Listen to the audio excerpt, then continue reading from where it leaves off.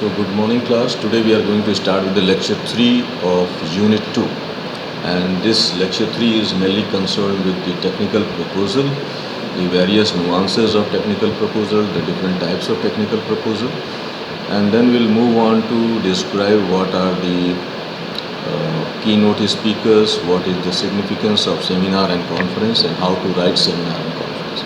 So let us start with the technical proposal. As earlier I have already discussed that technical proposal or the proposal is a technical document that is designed or that is prepared to convince a particular person or a department or organization to accept certain features, to accept certain services, to accept certain product of the company or the organization. ठीक है, ये एक ऐसा convincing document होता है जिसके माध्यम से हम किसी कंपनी को, किसी डिपार्टमेंट को कन्विंस करने की कोशिश करते हैं कि वो हमारे प्रोडक्ट या सर्विस को क्यों एक्सेप्ट करें.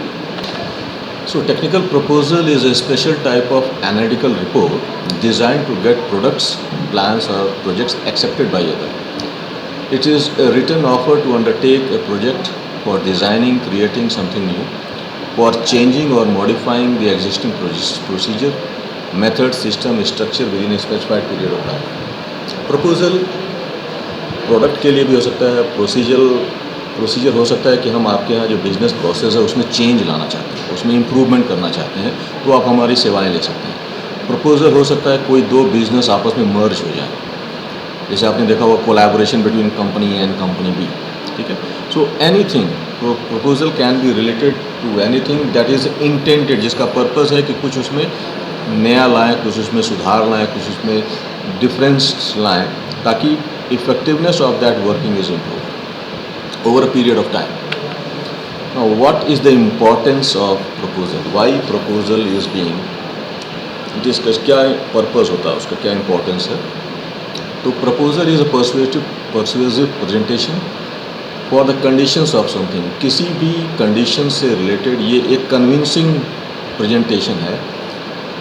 और किस कंडीशन के लिए? मर्जर के लिए हो सकता है, किसी टेक्निकल ट्रेनिंग के लिए हो सकता है. I want to get a research grant, उसके लिए प्रपोजल हम दे सकते हैं. I want to offer my product in company, उसके लिए हो सकता है. ठीक है, proposal serve to improve the existing working condition of an organization. Proposal क्या काम करेगा कि हमारे प्रोडक्ट, हमारे सर्विस से आपका जो एग्जिस्टिंग वर्किंग कल्चर है, आपका जो एग्जिस्टिंग वर्किंग प्रोसीजर है, उसमें सुधार हो सकता है. Proposal can be made internally from one department to another. Normally proposal one organization to another organization होता है, but it can be from one department to another department for any specific purpose. A good proposal helps the organization to win financial returns. जब भी कोई अच्छा proposal आएगा तो working condition में वो सुधार लाने की कोशिश करेगा. तो जब वर्किंग कंडीशन में सुधार होगा तो उसका कहीं ना कहीं फाइनेंशियल गेन होगा, क्योंकि इफेक्टिवनेस ऑफ द ऑर्गेनाइजेशन बढ़ेगी, प्रोडक्टिविटी बढ़ेगा, इम्प्रूवमेंट होगा, तो फाइनेंशियल रिटर्न भी देता है ये proposal. Proposal relating to research activities play a very significant role in the progress of individual and organization. Proposal can be related to research activity कि हम इस क्षेत्र में ये research करना चाहते हैं, and on the basis of that research certain things will be definitely improved for the betterment. ठीक है. Now what are the various types of technical proposals? Related with the purpose according to the specific field, proposals can be categorized in various ways. For example, business proposal. So these are the proposals that deal with any aspect of business, trade or commerce. Merger between two companies, जैसे max New York life insurance company है. ठीक है, पहले आपने देखा होगा hero का Honda के साथ था, अब तो अलग अलग हो गए, मारुति का सुजुकी के साथ था. ठीक है, so business proposals were there. Research proposals are concern with project. किसी भी क्षेत्र में कोई साइंटिफिक रिसर्च करना हो, सिस्टमैटिक इन्वेस्टिगेशन करना हो, तो उसके अकॉर्डिंगली जो प्रपोजल बनाएंगे that will be research proposal. Technical proposals are related to the technical knowledge and skill. I want to give your employees technical training on artificial intelligence, technical training on 3DX Max, technical training on robotics, whatever. So these are all the documents that is prepared to offer certain technical know-how, technical support, technical skill improvement program. तो ये technical proposal में आ जाएगा. Now based on the source of the proposal, कहाँ से कहाँ पे जा रहा है, तो उस बेसिस पे we can categorize as external proposal. A proposal written by one company to another company, a technical proposal by suppose by Maruti to suppose to its one of the vendors Krishna Maruti Suzuki something like that. तो कोई भी technical proposal, कोई भी proposal जो एक firm से दूसरे firm को भेजा जाता है कॉन्ट्रैक्ट को लेने के लिए, दैट इज एक्सटर्नल प्रपोजल। और जब उस ऑर्गेनाइजेशन के अंतर्गत एक डिपार्टमेंट दूसरे डिपार्टमेंट को प्रपोजल भेजेगा किसी भी कार्य क्षेत्र को लेकर के for any specific purpose, then that will be internal proposal. ठीक है ना। सॉलिसिटेड एंड अनसॉलिसिटेड प्रपोजल, कभी कभी प्रपोजल क्या होता है, किसके रिस्पॉन्स के अंतर्गत आ रहा है। जब हमारी कंपनी ने, हमारी ऑर्गेनाइजेशन ने एक नोटिफिकेशन जारी कर दिया अखबार में सूचना देकर के या इंटरनेट पे या अपने वेबसाइट पे, तो उसके अगेंस्ट में यदि कोई प्रपोजल आ रहा है, सपोज हमने एक एडवर्टाइजमेंट दिया कि wanted A product of such and such kind for my business process, तो उसके अनुसार यदि कई वेंडर्स हमको लिख रहे हैं, अपना प्रपोजल भेज रहे हैं, तो वो सॉलिसिटेड प्रपोजल कहलाएगा। यानी हमारे रिक्वेस्ट के अकॉर्डिंग आया। जब मैंने अपना एडवर्टीज़मेंट दिया, जब मैंने रिक्वेस्ट भेजा, जब मैंने नोटिफाई किया, तो उसके अगेंस्ट में जो प्रपोजल आया, उसके रिस्पॉन्स में जो प्रपोजल आया, that is called solicited proposal. But sometimes without any notification proposals अपने आप आते रहते हैं राउंड द ईयर। जैसे हमारे ऑर्गेनाइजेशन में भी बहुत सारे वेंडर्स के टेक्निकल ट्रेनिंग के लिए प्रपोजल आते रहते हैं, तो मैंने मांगा नहीं, मैंने मंगवाया नहीं, वो अपने आप आता रहता है। So that kind of proposals are called unsolicited proposals. No, एक अच्छे प्रपोजल में क्या कैरेक्टरिस्टिक्स होनी चाहिए, what are the features of a good proposal. Exam में आ सकता है characteristics of a good proposal, या आ सकता है features of a good proposals. ठीक है, तो एक अच्छा प्रपोजल वही होगा जो रीडर का अटेंशन अपनी तरफ खींचे। प्रपोजल का मतलब क्या है, प्रपोजल क्या है, परसुएसिव डॉक्यूमेंट है, कन्विंसिंग डॉक्यूमेंट है, यानी किसी को कन्विंस करने का। तो उसमें इंफॉर्मेशन ऐसे हो जिसको हम वो प्रपोजल दे रहे हैं उसका ध्यान आकर्षित हो, कि उसको लगे कि इसमें मेरे फ़ायदे की क्या चीज़ है। ठीक है, so a good proposal contains information which at once grips the attention of the person to whom the proposal has been sent. It should specify the scope. ये proposal आपके लिए किस तरीके से लाभप्रद होगा, क्या क्या फ़ायदे होंगे। Second is the subject or the theme of good proposal should be such that it should be worthwhile. यानी जिसके लिए भेजा गया है उसके पर्पज़, उसके नीड के अकॉर्डिंगली हो, ताकि उसको लगे कि हाँ ये मेरी ज़रूरत के अनुसार ये प्रोडक्ट या ये फीचर या ये सर्विस है, और वो उसको नकार ना पाए। The proposal highlights the benefit and advantages of proposal which generates a desire to accept the proposal immediately. उसमें अपने advantages, हमारे features को इस तरीके से highlight किया जाए कि पढ़ने वाले को या जिसको हमने भेजा है उसके अंदर ये desire हो कि yes इस proposal को हम accept कर लें। Finally, a good proposal convinces the man concerned and he is provoked to take answer. Proposal जिसको हमने भेजा वो कन्विंस हो जाए और वो कोई ना कोई एक्शन लेने के लिए बाध्य हो जाए। Okay, tell me further details. हमने प्रपोजल भेजा और जिसको भेजा वो पढ़ करके कन्विंस हो गया, तो वो फिर मुझे रिस्पॉन्स देगा, okay mister X please send me your proposal in detail, what are the terms and condition and how and in what manner we can implement your services और प्रोडक्ट। तो प्रपोजल के ये कुछ फीचर्स हैं जिनके माध्यम से हम उसकी इफेक्टिवनेस को इम्प्रूव कर सकते हैं अच्छे प्रपोजल को।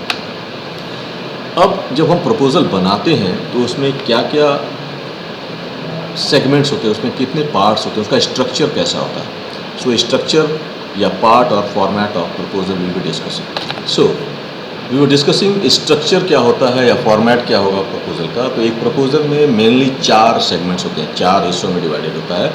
फ्रंट मैटर, टेक्निकल मैटर या technical section, managerial section and the financial section. तो इन 4 सेगमेंट्स में प्रपोजल को पर्पस के अनुसार, उसके उपयोगिता के अनुसार डिवाइड करके रखते हैं, और ये इतना स्ट्रक्चर्ड फॉर्म में होता है कि जिसको ये प्रपोजल भेजा जाता है वो उसके काम लायक, उसके पर्पस लायक सारी इंफॉर्मेशन उसमें कैटेगरी वाइज मेंशन होती हैं। तो जो फ्रंट सेक्शन है, द फ्रंट मैटर, उसमें क्या क्या चीज़ें आएंगी।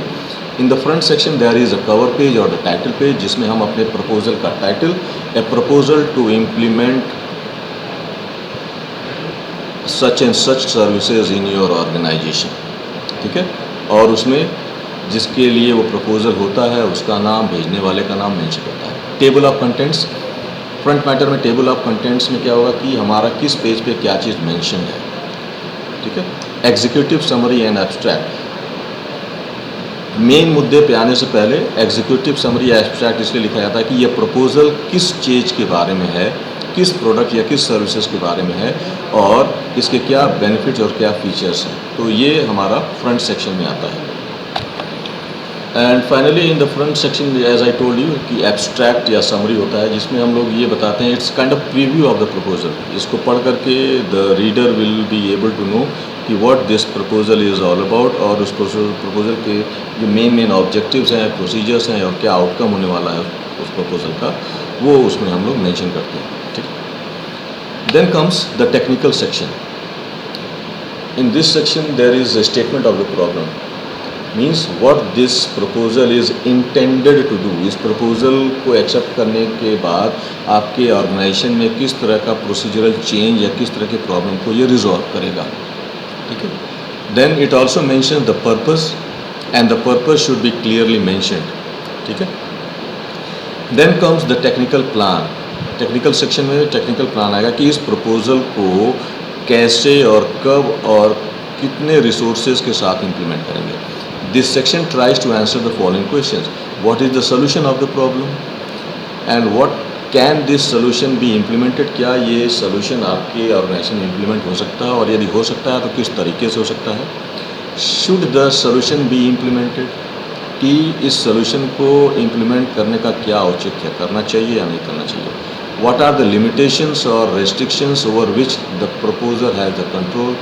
इस प्रपोजल के पीछे क्या लिमिटेशंस हैं, क्या कठिनाइयाँ आ सकती हैं, और उन कठिनाइयों को दूर करने के लिए हम क्या प्रोसीजर या क्या मैकेनिज्म अपना सकते हैं। Then comes the managerial section. The management section describes the project term, यानी प्रोजेक्ट्स को किस तरीके से किस टर्म्स एंड कंडीशन पे इम्प्लीमेंट करना है। The personnel who will work directly on the project, इस प्रपोजल को इम्प्लीमेंट करने के लिए हमारी तरफ से और आपकी तरफ से किस तरह के लोग काम करेंगे। The information is relating to several issues like, जो प्रपोजल भेजने वाला है उसका क्या एजुकेशनल क्वालिफिकेशन है, क्योंकि हमको उसके एजुकेशनल क्वालिफिकेशन वगैरह से ये पता चल जाएगा कि ये बंदा जो प्रपोजल भेजा है वो कैपेबल है कि नहीं है, उसका क्रेडेंशियल अच्छा है कि नहीं है।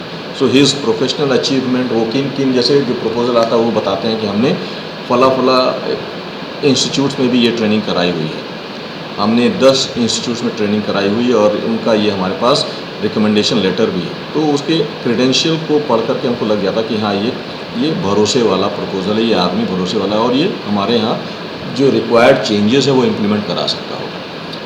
सो in the managerial section, proposal भेजने वाले का educational qualification, professional achievement, experience उसका उस क्षेत्र में और बाकी रिलेवेंट इन्फॉर्मेशन जो मेंशन होता है, ताकि हम कन्विंस हो जाएं कि हाँ this is the person who is actually capable of bringing that kind of change. Then in the final financial section, इसमें कमर्शियल्स की बात होती है कि इस प्रपोजल को इम्प्लीमेंट करने में कितना एक्सपेंडिचर आएगा और वो पेमेंट का टर्म्स एंड कंडीशन क्या होगा, कैसे और कितने इंस्टॉलमेंट्स में वो पेमेंट कर सकते हैं। तो financial aspects of the proposal is discussed in this financial section. It includes A chart of anticipated expenditure, ठीक है, कि किस किस मद में किस किस तरीके से पैसे कहाँ कहाँ पे खर्चा होंगे, कितने रिसोर्सेज रिक्वायर्ड होंगे, अगर कोई हमको लैब की रिक्वायरमेंट होगी तो कितने इंफ्रास्ट्रक्चर वाइज कितने सिस्टम्स की ज़रूरत पड़ेगी, ठीक है, किस तरह का और फैसिलिटी की रिक्वायरमेंट होगी, machine, electricity, water and all that. तो ये सारा चीज़ जो है वो फाइनेंशियल सेक्शन में मेंशन करते हैं। Now let's talk about what is seminar and conference paper writing. First of all, let's see what is the definition of seminar. Seminar is a form of academic instruction either at an academic institution or offered by commercial or professional organization. It has the function of bringing together small groups for recurring meetings, focusing each time on some particular subject in which everyone present is requested to participate. Seminar क्या होता है कि एक तरह का academic instructions का meeting होता है चाहे वो एकेडमिक इंस्टीट्यूट ऑर्गेनाइज कराए या कोई ऑर्गेनाइजेशन, चाहे वो प्रोफेशनल ऑर्गेनाइजेशन हो या कमर्शियल ऑर्गेनाइजेशन हो, अपने एम्प्लॉयज़ के बेनिफिट के लिए इस तरह के सेमिनार का आयोजन करता है। और इसमें क्या होता है कि छोटे छोटे ग्रुप में हम मीटिंग करते हैं, हम जो प्रॉब्लम एरिया होता है उस पर डिस्कस करते हैं, ठीक है, और हर एक आदमी उस पर अपनी व्यूज़ को प्रेजेंट करता है, प्रॉस एंड कॉन्स को डिस्कस करता है। Now what is conference?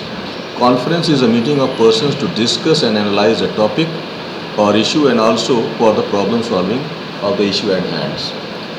Conference और सेमिनार में अंतर यह कि कॉन्फ्रेंस थोड़ा सा एक व्यापक लेवल पे होगा, जिसमें बहुत सारे एक्सपर्ट्स मिल करके किसी भी टॉपिक पे एनालिसिस और डिस्कशन करते हैं, and frequency of the conference is rather less as compared to the seminar. Now, what are the things that we should discuss or that we should consider while writing a seminar or conference paper? First of all, जिस भी मुद्दे, जिस भी topic से related वो conference या seminar हो, वो टॉपिक अच्छा हो, यानी वो टॉपिक लोगों के लिए इंटरेस्टिंग हो, वो टॉपिक लोगों के नीड को फुलफिल करने वाला हो।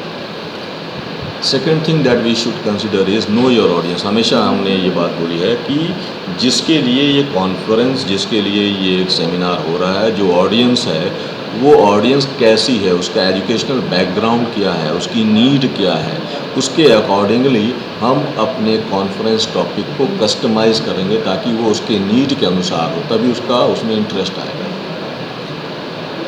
Next is begin with A title slide. जो भी प्रेजेंटेशन सेमिनार होना है उसमें हम एक पहला जो चीज़ होगा वो एक टाइटल स्लाइड होगा, जिसमें हम मेंशन करेंगे उस टॉपिक के बारे में कि ये कॉन्फ्रेंस, ये सेमिनार किस चीज़ के बारे में है, और एक ब्रीफ आउटलाइन देंगे कि इस आज के सेमिनार और कॉन्फ्रेंस में हम किन किन मुद्दों पे चर्चा करने जा रहे हैं। नाउ ए गुड सेमिनार और conference paper is the one that introduces the topic very well. हम अपने टॉपिक को, अपने स्टेटमेंट को, अपने प्रॉब्लम स्टेटमेंट को बहुत अच्छे तरीके से इलैबोरेटली डिस्कस करें, इंट्रोड्यूस करें, और एक अप्रोप्रिएट मेथोडोलॉजी को चूज़ करें उस पेपर को प्रेजेंट करने के लिए। इफ़ेक्टिव डेटा प्रेजेंटेशन, जो डेटा हम यूज़ कर रहे हैं, mind it that data should be factual, based on fact, it can be verified, it can B related to the verifiable source. So the effective data presentation should be there, and it should also be able to give the conclusion, synthesis, a proper conclusion होना चाहिए। whatever point we have discussed so far, उसको एक निश्चित निष्कर्ष पे लेके आना की जरूरत है। What is the outcome of this seminar? What have we achieved after attending this seminar or the conference? And question answer session में we should be able to answer all the questions raised by the participant effectively. Answer questions thoroughly and thoughtfully so that the purpose of the seminar is fulfilled. If by the end of the seminar I am not able to answer the queries by the participants, so the effectiveness of the seminar or the conference will be questionable. Now, while writing the conference paper, what points needs to be considered? The language must be simple and understandable. We are not going to use complex structure, difficult technical words and all that. So make it as simple as possible. And while preparing the conference paper or the seminar paper, we should also consider the knowledge level of the audience, where it is going to be presented. The paper must include the key issues to the interest of the audience. Paper में कुछ ऐसे मुद्दे हों जो audience के interest के अनुसार हो और उनके अगर कोई प्रॉब्लम हो तो उस प्रॉब्लम को एड्रेस करे, रिजॉल्व करे। Observe the conventions of the discipline with regard to including citations in the written paper. जिस क्षेत्र विशेष से रिलेटेड वो कॉन्फ्रेंस पेपर है, फॉर एग्जांपल सिविल से हो, इलेक्ट्रॉनिक्स से हो, मैकेनिकल से हो, तो उस डिसिप्लिन के जो भी पैरामीटर्स हैं, जो भी कन्वेंशंस हैं, उसको रिगार्ड में रख कर, उसको कंसिडर करके वो पेपर लिखना चाहिए। Do not confuse your audience by giving them too much information, too much data. उनको ओवरफ्लोड मत कर दीजिए इंफॉर्मेशन से। Relevant purposeful information should be given to the audience, and we should recheck, we should edit about the clarity of the text. उसमें कोई grammatical mistake ना हो, उसमें कोई टाइपिंग मिस्टेक ना हो, उसमें कोई स्पेलिंग मिस्टेक ना हो, and include verbal cues in data. Verbal cues का मतलब जो चीज़ हाईलाइट करने वाले हों, प्रॉपर इम्फेसिस हो, प्रॉपर इंफॉर्मेशन, इम्पॉर्टेंट इंफॉर्मेशन या डेटा को हम हाईलाइट कर रहे हैं ताकि उस पर रीडर का ध्यान जाए। ठीक है ना। कभी कभी क्या होता है, जब हम सेमिनार या कॉन्फ्रेंस कर रहे होते हैं, इसमें बहुत सारे स्पीकर्स आते हैं और उन स्पीकर्स में से एक स्पीकर ऐसा होता है जो उस दिन के कॉन्फ्रेंस के या उस दिन के सेमिनार का जो मुख्य टॉपिक होता है उस पे अपने व्यूज़ रखता है, उस टॉपिक को इंट्रोड्यूस कराता है, उस टॉपिक, उस सेमिनार के पर्पस के बारे में लोगों को बताता है। So that speaker is called keynote speaker. So, a keynote in public speaking is a talk that establishes a main underlying theme. At political or industrial conventions and expositions or at the academic conferences, the keynote address or the keynote speech is delivered to set the underlying tone and summarize the core message or most important revelation of the event. तो कुल मिलाकर के नाम से ही लग रहा की note यानी मुख्य एड्रेस, जो स्पीकर होगा उस सेमिनार के टॉपिक के बारे में, उसके पर्पस, उसके ऑब्जेक्टिव, उसकी उपयोगिता के बारे में अपने व्यूज़ जो है वो ऑडियंस के सामने रखता है। So the keynote speaker and the keynote speech is extremely important because ये आगे के फर्दर डिस्कशंस की दिशा तय करेगा। की नोट इफेक्टिव होगा तो ऑडियंस का उस सेमिनार, उस कॉन्फ्रेंस के प्रति इंटरेस्ट जगेगा and they will be particularly convince कि वो आज के इस कॉन्फ्रेंस सेमिनार के बाद वो क्या सीख करके, क्या जानकारी लेकर के जाने वाले हैं। How to write a good keynote. एक अच्छा की नोट लिखने के लिए किन किन बातों की ज़रूरत पड़ेगी। पहला चीज़ तो है कि अपने एड्रेस का, अपने स्पीच का एक उद्देश्य निश्चित करें कि why this topic is going to be discussed, what is the importance of this particular topic for this particular conference or the seminar. Identify the interest of the audience. चूँकि पहला एड्रेस की note का होने वाला होता है तो audience के इंटरेस्ट को पहले से अनुमान लगा लें और उनकी बातों को, इस चीज़ को अपने एड्रेस में इंक्लूड करें ताकि आप ऑडियंस का इंटरेस्ट ग्रैब कर पाएँ, हासिल कर पाएँ। अदरवाइज़ यदि ऑडियंस इज़ नॉट इंटरेस्टेड तो फर्दर आगे का प्रोसीजर काफ़ी निगेटिवली प्रभावित हो सकता है। तो identify the interest of the audience and customize your speech accordingly. और अपने की नोट एड्रेस में कम से कम 3 मुख्य बिंदु ऐसे रखें जो आप हाईलाइट करने जा रहे हैं, जो काफ़ी महत्वपूर्ण होने जा रहा होगा ऑडियंस को। सो कम अप विथ 1 to 3 की पॉइंट्स फॉर द स्पीच। अपना प्रेजेंटेशन देने से पहले हमको खुद की तैयारी कर लेनी चाहिए। तो उस टॉपिक से रिलेटेड और की नोट स्पीचेस क्या पहले हो चुके हैं उनको पढ़ लेना चाहिए। तो हमको आइडिया लग जाएगा कि how to present the keynote address, how to grab the interest of the audience. So we should be reading the examples of keynote speeches. ये अपने खुद के प्रिपरेशन, अपने रिहर्सल के लिए, और अपने स्पीच का प्रूफ रीडिंग कर लें ताकि कोई भी चीज़ छूट न जाए, तो रिलेवेंट इन्फॉर्मेशन छूट न जाए। ठीक है, कोई इसमें ग्रामेटिकल मिस्टेक ना हो, कोई इसमें एरर ना हो, कोई इसमें टाइपिंग एरर ना हो, कोई इररिलेवेंट इन्फॉर्मेशन ना उसमें हो, तो वो सारी चीज़ों को हमको पहले से तैयार कर लेना होगा। Revise the speech for clarity and length. तो फाइनल प्रेजेंटेशन, फाइनल डिलीवरी देने से पहले हम खुद के साथ या खुद का एक रिहर्सल कर लेंगे तो हमको पता चल जाएगा कि इस की नोट को डिलीवर करने में कहाँ पे कठिनाई आ रही है, क्या चीज़ मैं भूल रहा हूँ, और हमारा पूरा की नोट एड्रेस जो है वो डिलीवर करने में कितना समय लग रहा है। ज़्यादा समय लग रहा है तो उसको एडिट करके, समराइज़ करके छोटा कर लेंगे, ब्रीफ कर लेंगे। कम समय लग रहा है तो हमको लगता है कि इसमें कुछ और मेन पॉइंट्स और डाला जा सकता होगा, तो that is very good if we are going for the rehearsal before the final delivery. How to deliver an effective keynote speech. आपने देखा होगा बहुत सारे motivational speaker when they come, so they start with a story, they start with a joke, they start with an example, ताकि जो reader है, जो audience है, उसका पर्टिकुलरली की नोट स्पीच में बात करें तो ऑडियंस की ही बात होगी, तो वो उनका अटेंशन हासिल कर लेता है। तो start with an engaging story, an interesting fact. तो इंगेजिंग स्टोरी या इंगेजिंग फैक्ट से या इंटरेस्टिंग फैक्ट से हम कोई चीज़ शुरू करेंगे तो ऑडियंस को लगेगा okay this is the thing that I am going to get, बहुत इंटरेस्टिंग होने वाला है आज का ये सेमिनार, ये कॉन्फ्रेंस। तो हम उनके अटेंशन को ग्रैब करने की कोशिश करेंगे। State the purpose of the speech. Why this seminar or conference is going to be organized? क्या पर्पस है आज की इस सेमिनार या कॉन्फ्रेंस का, तो वो अपने कीनोट स्पीच में इंक्लूड करेंगे। और जो आपको लगता है कि इम्पोर्टेंट टर्मिनोलॉजी है, इम्पोर्टेंट फैक्ट्स है या इंफॉर्मेशन है, की टर्म्स है, उसको बार बार रिपीट करें, हैमर करें, तो वो ऑडियंस के जहन में वो चीज़ बार बार हिट होगा, तो वो उनको रिटेन करने में आसानी होगा।